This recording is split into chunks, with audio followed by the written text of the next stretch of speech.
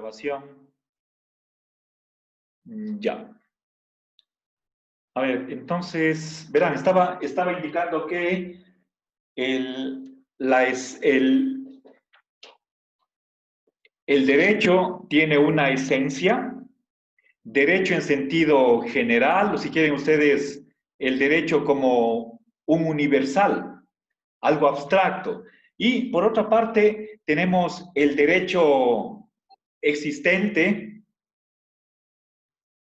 el que se da en cada sociedad y es cambiante. Nosotros vivimos en una sociedad, estamos en el Ecuador, desde el 2008 tenemos una constitución que no es la del 98. Nuestros vecinos al norte Colombia, al sur Perú, tienen otras constituciones. En fin, nosotros no tenemos la misma constitución que el de 1832, etcétera.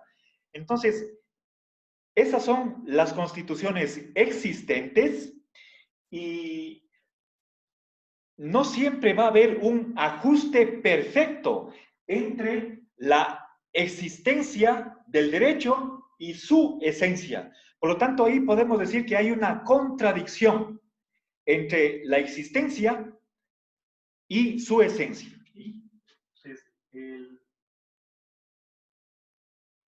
voy a poner la C de contradicción.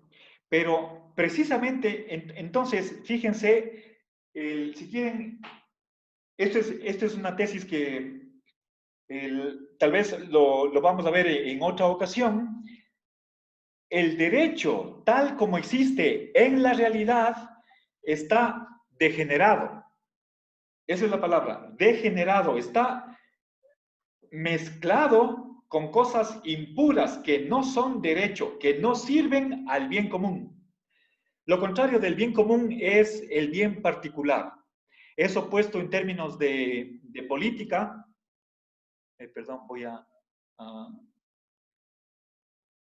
ya. En términos de política, eso es lo que se llama puede ser una oligarquía, es lo contrario de democracia, ¿sí? O de república. Es decir, cuando el poder está en manos de unos pocos, pero a favor de unos pocos, que protege los intereses solamente de una parte, de una facción de la sociedad. Eso es la oligarquía, contrariamente a una democracia, a la república. Entonces, por una parte tenemos bien común, por el otro extremo, bien particular. En el caso extremo sería el bien de una familia, que eso es el caso de una monarquía. ¿Sí? Entonces, los ordenamientos jurídicos existentes están en contradicción con la esencia del derecho. Pero precisamente al haber esa separación, no digo nunca es total, cuando hay ese desajuste, esa desaveniencia entre la existencia del derecho real con su esencia, es decir, con lo que debería ser. ¿Sí? Entonces pongamos acá el ser, acá el deber ser. Recuerden que siempre estoy hablando del derecho, no estoy hablando de la ética. ¿Sí? Entonces, cuando hay una distancia entre la existencia y su esencia, entonces de ahí surge una tarea, una obligación que tienen los juristas, los gobernantes, los legisladores, de introducir los arreglos que sean necesarios, en realidad son imprescindibles, inevitables, que todas aquellas piezas, elementos del derecho real existente que contradigan lo que es el derecho natural, entonces, acá es abrevio derecho simplemente con la D. Acá tenemos el derecho positivo, eso significa el derecho puesto, el que puesto por la autoridad, el que depende de un decreto, de una resolución, de la voluntad de alguien. individual o colectiva. Y por otra parte acá, el derecho natural. Entonces, cuando el derecho que es se aleja de lo que debería ser, entonces precisamente ahí el justnaturalismo lo que dice es que hay que resolver esa contradicción. Esa contradicción no puede permanecer, no puede ser duradera y por lo tanto el conflicto entre esencia y existencia tiene que resolverse haciendo ajustes en el ordenamiento jurídico existente. Esa es la tarea, la obligación.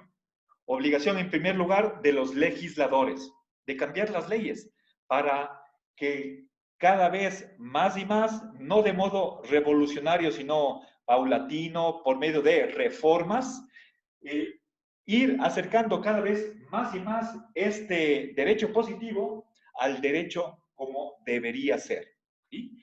Entonces, esta segunda razón de Lorenzo, creo que él da respuesta satisfactoria al tercer brazo de la objeción del trilema.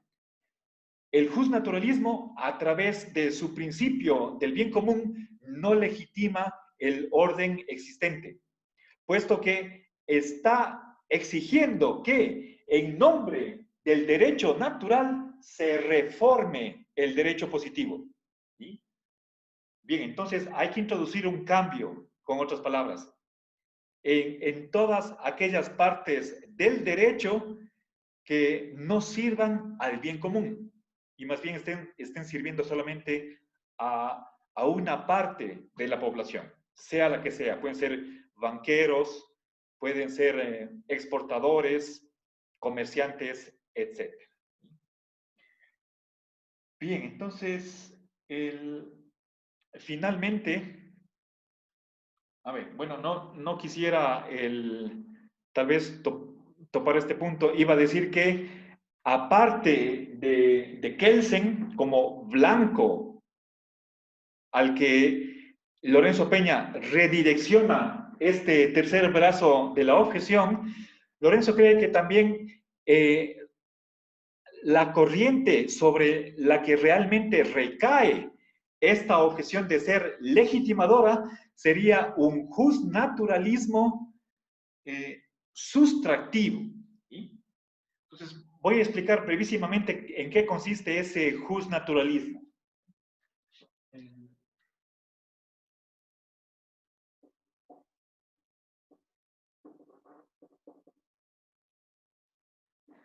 Voy a poner aquí el signo menos para simbolizar a sustractivo. ¿Sí?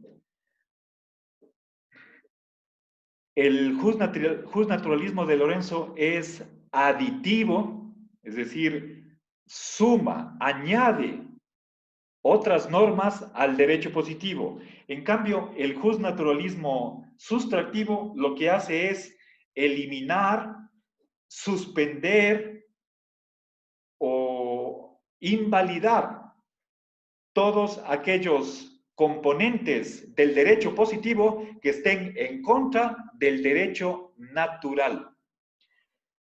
Recuerden que el derecho natural para el justnaturalismo es aquel tribunal que hace las veces de árbitro, el que tiene la última palabra con respecto a si una norma jurídica tiene validez o no. Es como en nuestras sociedades modernas algo semejante al Tribunal Constitucional. Puede ser que la legislatura, el Congreso, las cámaras, el Senado, la de diputados, Parlamento o como se llame, enacte, decrete una ley que viole la Constitución. Eso no es raro, muchas veces sucede, y hay una instancia a la que se puede apelar para que revise la constitucionalidad de la ley. Ese es el Tribunal Constitucional. Entonces, hay ahí una un conjunto de especialistas, de juristas, que analizan el caso y luego declaran si es que esa ley en realidad cumple o no la Constitución. A veces no, a veces sí. Si es que es anticonstitucional, obviamente esa ley tendrá que ser reformada. Entonces, algo semejante al Tribunal Constitucional sería el justnaturalismo. Entonces, constituye una especie de tribunal que dice qué leyes tienen vigencia o no. Entonces, el justnaturalismo lo que hace es establecer cánones, pautas, estándares con los que tiene que medirse o evaluarse el derecho positivo. Si es que hay un choque entre derecho natural y derecho positivo, entonces lo que dicen los justnaturalistas sustractivos es que esa ley no es ley. ¿Sí? Hay un famoso adagio, ley injusta no es ley. ¿Sí? Eso es solamente lo admiten, no todo justnaturalismo, sino solamente esta versión sustractiva del justnaturalismo. Entonces, acabo con esto.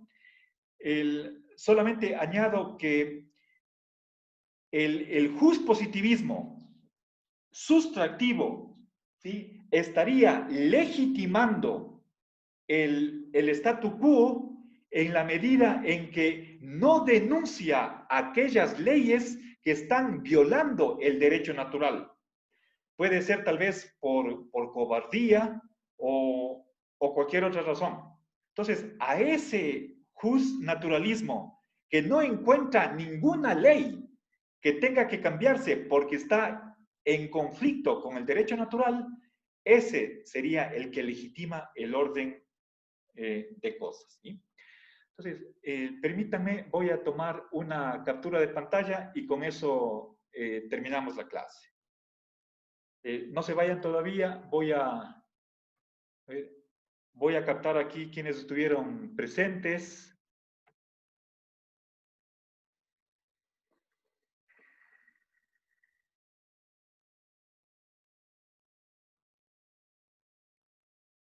Ya, he logrado tomar una foto, entonces les deseo un buen fin de semana. Nos vemos el próximo miércoles para hacer la evaluación. Piensen, por favor. Muchas gracias, hasta luego, una buena tarde.